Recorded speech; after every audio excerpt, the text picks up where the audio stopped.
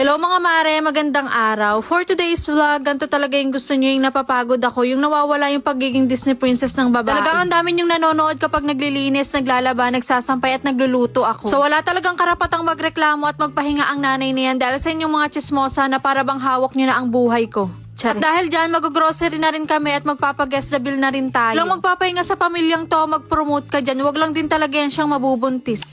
Maaga nga talagang nagising ang nanay na yan kaya maaga din talaga siyang kikilos. Nakapag-almusal naman na ako kaya ang unang agenda natin sa vlog na to, buksan ang mga pintuan at bintana. O baka akala nyo chismis agad ang masasagap, masarap na hangin. May bagyo nga daw na darating ngayon kaya hintayin natin yan. Maganda pa kasi ang panahon dito sa amin mga mare kaya tatanggalin ko na itong mga sinampay namin kahapon. Hanggat maaraw pa nga dito sa amin, kailangan maglaba na ng maglaba. Tubig na lang talaga ang kulang. Maglalaba din kasi yung sister-in-law ko at tambak na nga yung mga labahin namin kaya kailangan na talagang bawasan. Bawasan ang mga tambak na labahin pero ang mga tambak na tupiin hindi babawasan. Walang charot-charot yan dahil alam ko hindi lang ako yung ganto. Sipag maglaba pero tamad magtupi. Maaga nga rin nagising si Atalia at napakain na nga rin siya dyan ng bunso kong kapatid kaya sabi ko doon na muna siya sa kabila. Ganito nga ang itsura ng bahay namin kapag hindi ako nakapaglinis agad. Wala pang bagyo pero parang may signal number 3 na talaga dito sa loob ng bahay. Sobrang tagal maglinis pero sobrang bilis lang din bumaliktad ng mga gamit namin dito. Isa pa lang yung anak ko pero parang 10 na yan siya na para bang kaya niyang bali-baliktarin yung mga gamit namin dito. Pero hindi na nga para magreklamo at maging dragon pa kundi dapat ipagpasalamat natin. Kasi sabi nga nila kapag makalat ang bahay dahil sa mga laruan ng mga anak natin, ibig sabihin healthy yung anak natin. Kesa naman sa malinis nga ang bahay at walang makulit na bata, ibig sabihin lang yan may sakit sila. Kaya mas gugustuhin ko na yung makalat na bahay at syempre para may content din tayo, diba? Kasi kung wala baka pinatulpo nyo na ako. Di sana wala kayong alam sa chismis ng buhay ko, di tahimik ang buhay nyo. Sobrang daming pinagsasabi, ayan, patapos na siyang maglinis. At dahil nga day off naman ng bunso kong kapatid, sabi ko sa kanya, isasama ko na rin siya dito sa vlog. Dahil ayan naman ang gusto niya na flex ang kapugian niya. Kaya wag na rin kayong magtaka kung bakit maganda ang lahi namin.